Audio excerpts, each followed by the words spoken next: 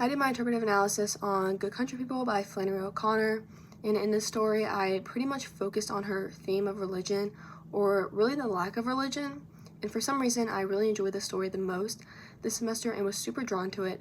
Interestingly enough, I read that Flannery O'Connor wrote the story in about 4 days, which was unusual for her, and she was really proud of this particular story. I also find it very interesting that the story was written in the 1950s, and the theme of it is still very relevant today, especially in the South. But after searching through lots of articles, the peer-reviewed article I found on Galileo was one called Wingless Chickens, Good Country People by Henry Edmondson. The article is from 2003, but I think it fits well for this assignment, and plus it does have a catchy name. But here's my interpretation of the article. This article focuses on the idea of believing in nothing, or nihilism, believing in nothing spiritual in particular for this article.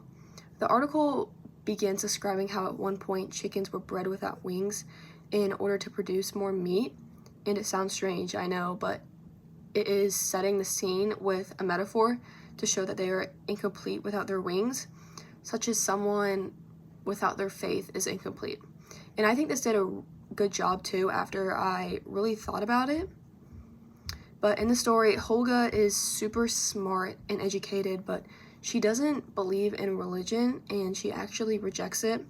She thinks this makes her smarter and more superior to those who do believe in faith. And in this article, Edmondson describes Holga's belief in nothing and that it comes from her education and philosophy. And although she feels this belief in nothing makes her superior to others, the article describes how this belief hasn't really been tested and will be by mainly Poynter. And Poynter, on the other hand, pretends to be a highly religious man, but his belief in nothing is even worse. His lack of belief makes him dangerous because he has no morals or education. He is basically just a liar and a thief. Holga feels like her education, intelligence, and not believing in faith makes her superior to Poynter, who she initially sees as less than, and this makes her extremely vulnerable, and she soon realizes that her beliefs were outmatched by Poynter. But Edmondson is saying that O'Connor is trying to tell us that not believing in something, such as faith, doesn't necessarily protect someone.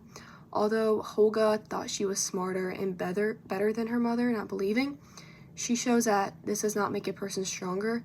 It makes her overconfident, blind, and very easy to take advantage of. And this is basically the moral of Edmondson's article. Not believing in something can make you very weak and powerless, and Holga was a great example of this.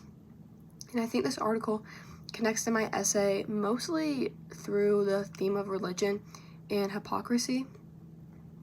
But in my interpretive analysis, I talked about how religion can hide hypocrisy and that this was the main theme. I think his article probably supports and strengthens my analysis, but maybe in just a little different way than I did.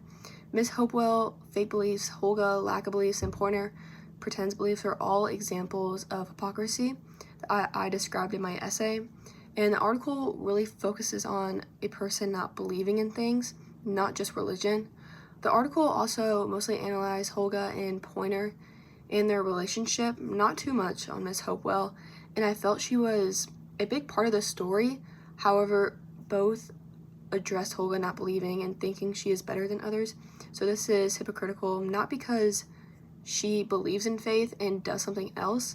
It's more the opposite.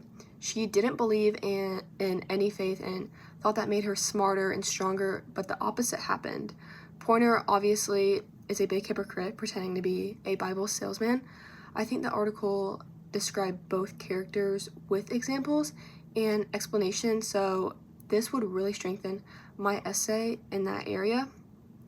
But this article made me reflect on what I wrote, thinking about my essay, and after reading this article and having time to really think about it, it really strengthened what I feel like I focused on in my essay, and it allowed me to think more about the characters and see some hidden things I probably didn't see before.